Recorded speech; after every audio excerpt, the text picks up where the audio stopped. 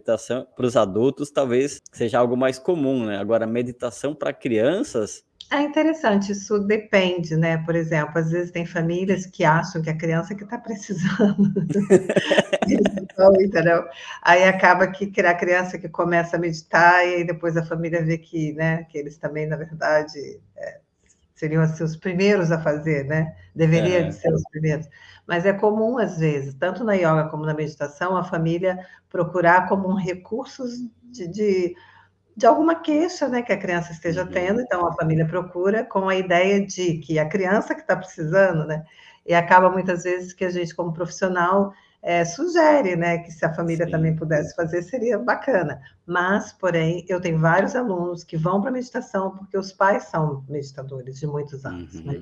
E isso é um diferencial, né? Um diferencial muito grande. Assim. Sou pedagoga, psicopedagoga, pedagoga empresarial. Então, tipo, a minha primeira trajetória foi como pedagoga mesmo em escola. Eu trabalhei muitos anos como orientadora educacional, tenho essa especialização, né, de orientadora educacional. Aí eu trabalhei numa empresa que é o Sistema Pitágoras, em que a gente recebia muito treinamento. Então, eu fiquei muito especializada nessa área. Eles não abrem uma escola sem ter um orientador educacional, porque a nossa função é ser um mediador, né? Um mediador entre a criança e o professor e a família, enfim. A gente ajuda, assim, a lidar com os problemas comportamentais, problemas individuais, enfim, desde o processo de aprendizagem até a coisa comportamental mesmo, né? Então, é uma profissão muito importante, assim, sabe, dentro de uma escola. Então, eu comecei com escola e depois eu tenho também formação de pedagogia empresarial, então dei muito treinamento em empresa. E atualmente eu estou trabalhando especificamente com yoga para criança, com meditação para criança, e eu até tenho clientes também, empresa, né? Mas que eu estou trabalhando só com meditação na empresa, sabe? Um pouco de yoga e um pouco de meditação na empresa. Então, atualmente é isso, assim, mas a minha vida inteira eu trabalhei como pedagoga, ou em escola, ou em empresa, ou dando treinamento, que agora o que eu mais estou fazendo é dar treinamento sobre como ensinar meditação e como ensinar yoga para criança. Trabalhar com crianças, é necessário que a criança interna também já tenha um processo de cura muito bem desenvolvido, né? Isso é um assunto bem importante, assim, para quem vai lidar com essa área, tem que estar, assim, também se olhando muito, né? A gente que lida com criança, a gente tem que sempre estar fazendo reciclagem de como que a gente está, porque senão na hora que você está com a criança, quem é que vai atuar? Vai ser o seu adulto ou vai ser a sua criança? Porque às vezes quando uma criança tem uma reação, se a gente não cuidar, a gente vai ter a mesma.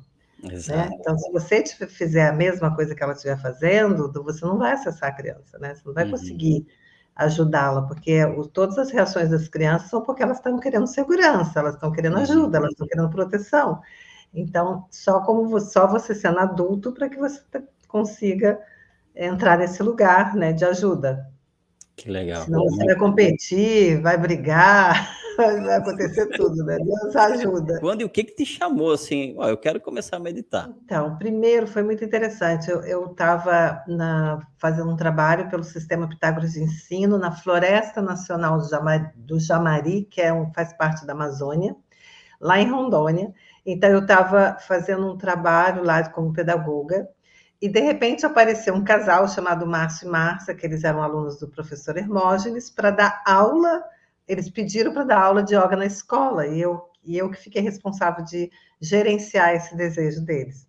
E aí eu comecei, junto com eles, essa prática, né, de yoga na escola, lá em Rondônia, numa floresta.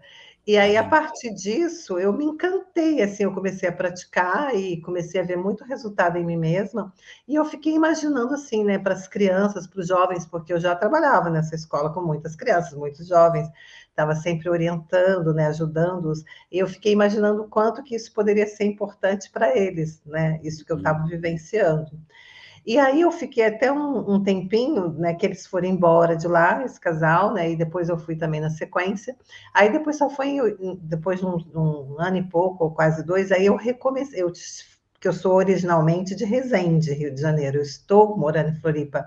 Carioca. Mas eu não sou carioca, eu sou fluminense.